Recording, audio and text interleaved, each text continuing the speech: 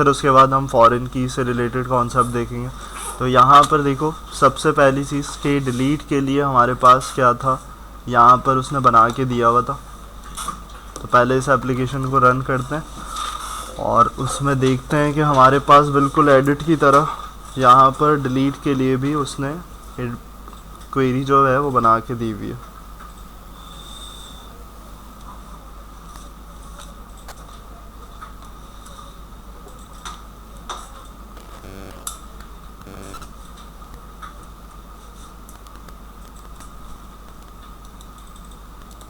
सही है। तो यहाँ पर इस तरीके से डिलीट के लिए भी बिल्कुल उसी तरीके से यहाँ पर इस तरीके से आईडी हमारे पास यूआरएल पे पास हो रही है, क्वेरी स्ट्रिंग हमारे पास इस तरीके से जनरेट हो रही है। हमें क्या करना है, हमें बिल्कुल उसी पैटर्न पे काम करना है, क्योंकि यहाँ पर देखो डिलीट का टेम्पलेट भी आएगा। डिलीट का टेम्पलेट क्या होगा कि यहाँ पर तुम्हारे पास अगर टेम्पलेट बनाओगे तो उसमें are you sure you want to delete, तो यानी कि जैसे डिटेल्स वाला काम किया था ना इस तरीके से, बिल्कुल इसी तरीके से तुम्हारा डिलीट का भी कुछ ऐसे ही काम होगा। तो यहाँ पर हमें क्या करना है, हमें यहाँ पर आकर सबसे पहले डिलीट के लिए यहाँ पे बनाना है एक फंक्शन। तो आप देखो नाम वही रखना है आई एक्शन मेथड का, कौन सा वाला, जो हमारे पास वहाँ पे रिकमेंड कर रहा है, यानी कि जो तुम्हारे पास यहाँ इस तरीके से तुम क्वेरी स्ट्रिंग जनरेट कर रहे हो, तो तुम्हें जो बटन पे क्लिक करके यहाँ पे फंक्शन आ रहा है, तो वही फंक्शन तुमने क्या करना है, यहाँ से कॉपी करके इधर उसका नाम रखना है। वो खुद रिकमेंड कर रहा है ये वाली चीज़। तो यहाँ पर ये वाली चीज़ कर ली तुमने। अब ये एरर क्यों आ रहा है, क्योंकि तुम रिटर्न व्यू नहीं कर रहे। तो यहाँ पर रिटर्न व्यू करोगे रिटर्न डेटा टाइप से, तो तुम्हारे पास ये एरर रिमूव हो जाएगा। और यहाँ आईडी का पैरामीटर डालने का मकसद ये भी क्लियर है, तुम्हें यहाँ पर बताने की ज़रूरत नहीं है। अब इसके बाद तुमने क्या करना है, बिल्कुल ऊपर सेम वही वाला काम करना है जो ऊपर तुमने किया हुआ है। यानी कि हमें क्या करना है, सिर्फ रिकॉर्ड रिट्रीव करना है, और टेम्पलेट पूरा रिकॉर्ड पूरा सेट करके खुद ही दे देता है। तो यहाँ पर हमने क्या करना है, यहाँ पर डिलीट EMP, या फिर हम फैच स्पेसिफिक ही कर लें, फैच एम्प्लॉय डेल, इस तरीके से बना लिया।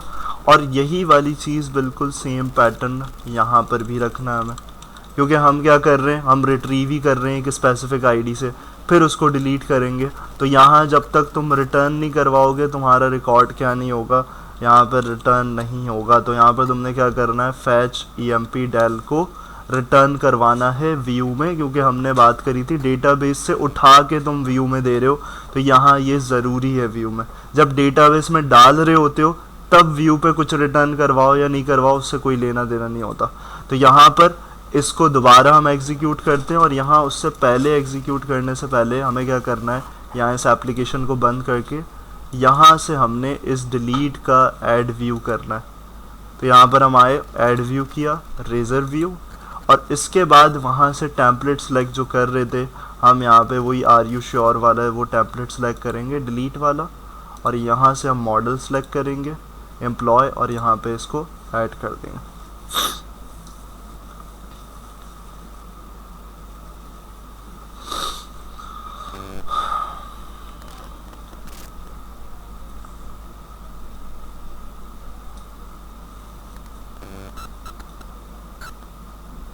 सही है। तो बिल्कुल इसी तरह का ये हम समझ चुके थे लास्ट क्लास में, हम ये सारे कॉन्सेप्ट देख चुके थे इस तरीके से। तो हमें यहाँ पर इस चीज़ को देखने की ज़रूरत नहीं है।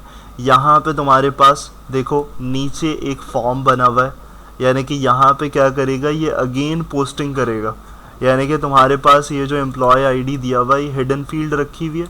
ये कॉन्सेप्ट होता है या एडिट में और डिलीट में दोनों में होता है कि हिडन फील्ड रखी जाती है आईडी की, ताकि हमारी आईडी जो है वो प्रॉपरली क्या हो सके, कहीं मिस आउट ना हो।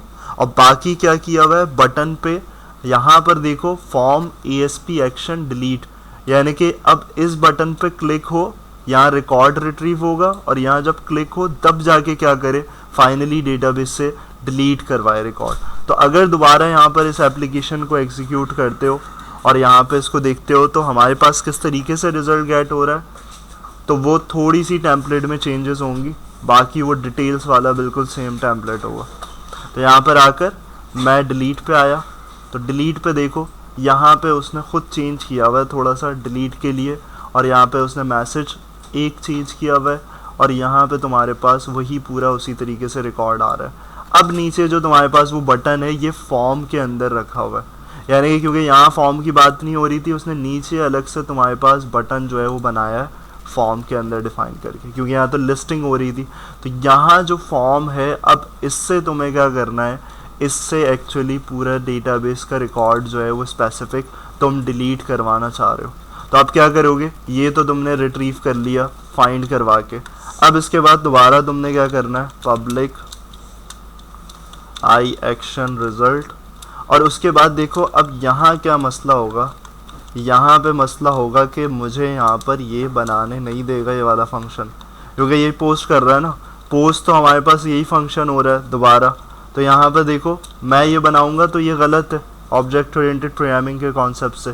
क्यों गलत है, क्योंकि या तो मेथड ओवरलोडिंग करो, क्योंकि सेम फंक्शन सेम पैरामीटर्स एक जैसे नहीं एग्जिस्ट कर सकते। तो यहाँ पर तुम्हें क्या एरर दे रहा है, type home controller already defines a member call delete.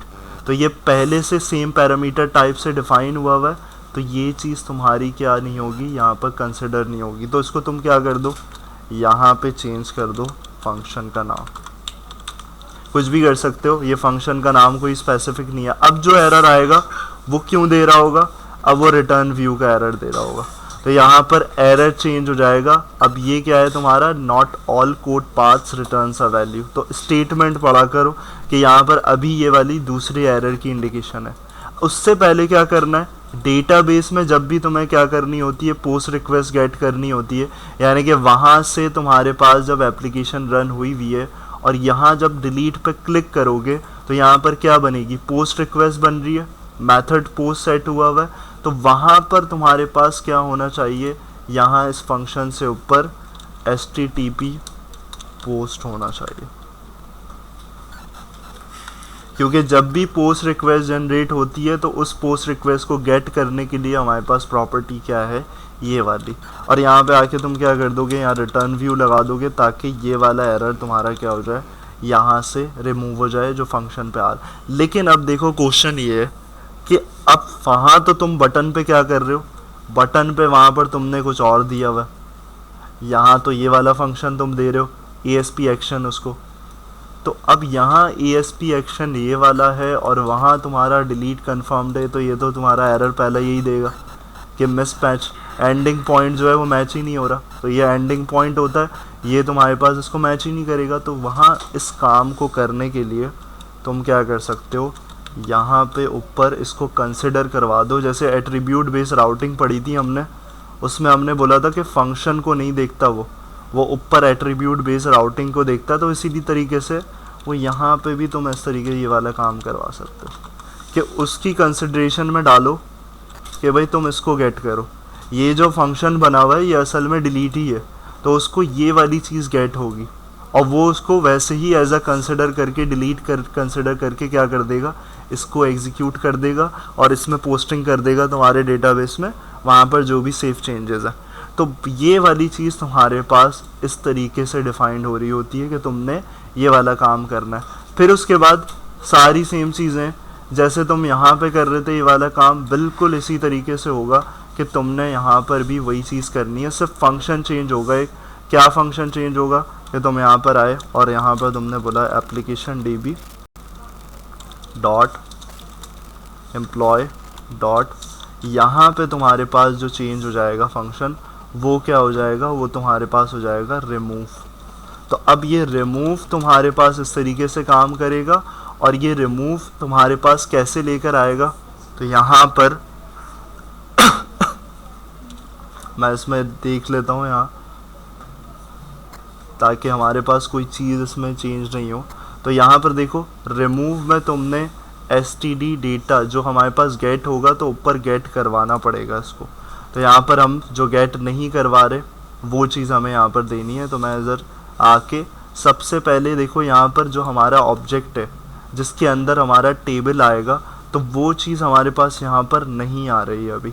तो उसको हमने, क्योंकि यहाँ पर हमने देखा था ऊपर, अगर इस चीज़ को यहाँ पर क्लियर करो तो ये वाली चीज़ कि हम यहाँ कैसे कर रहे होते थे, यहाँ मॉडल का रेफरेंस लेके कर रहे होते थे, मॉडल का रेफरेंस लेते थे और उसके बाद यहाँ पर हमारे पास उस पैरामीटर यानी कि डेटा जो आता था वो सब इसके अंदर आ रहा होता, लेकिन हमने यहाँ पर ऐसा काम नहीं किया है।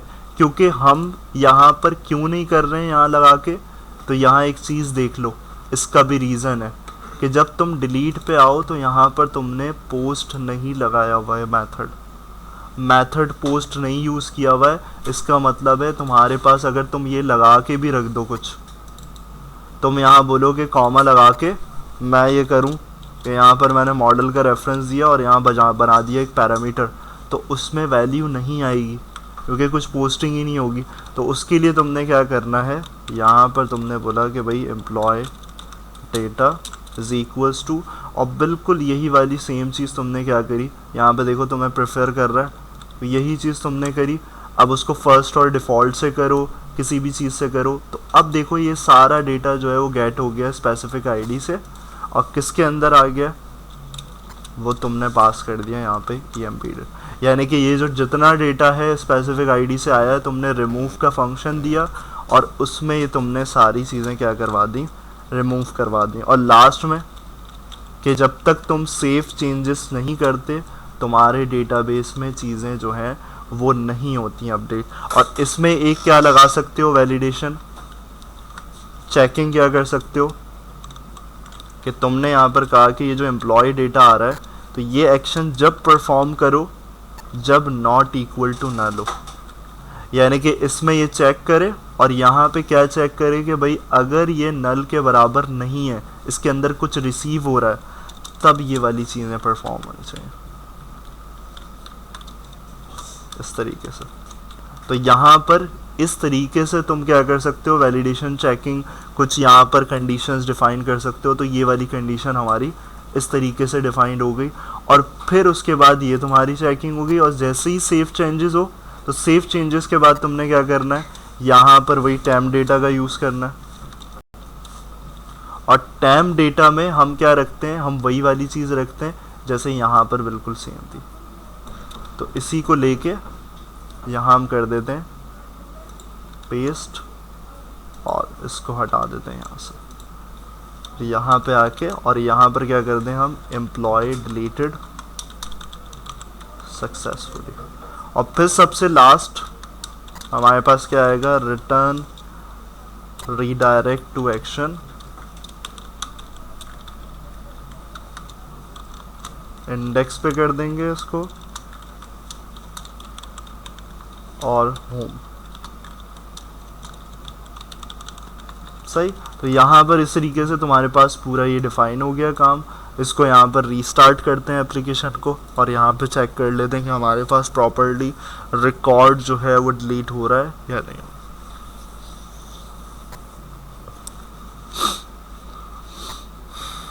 तो हमारे पास यहाँ पर हमने डिलीट स्पेसिफिक रिकॉर्ड आया, और अब हम यहाँ पे आके डिलीट पे अगर स्पेसिफिक किया तो हमारे पास देखो मैसेज भी रिटर्न हो गया यहाँ पर जो टैम डेटा में था, और सेव चेंजेस, और हमारे पास प्रॉपर्ली क्या हुआ, पूरा रिकॉर्ड इस तरीके से डिलीट हो गया।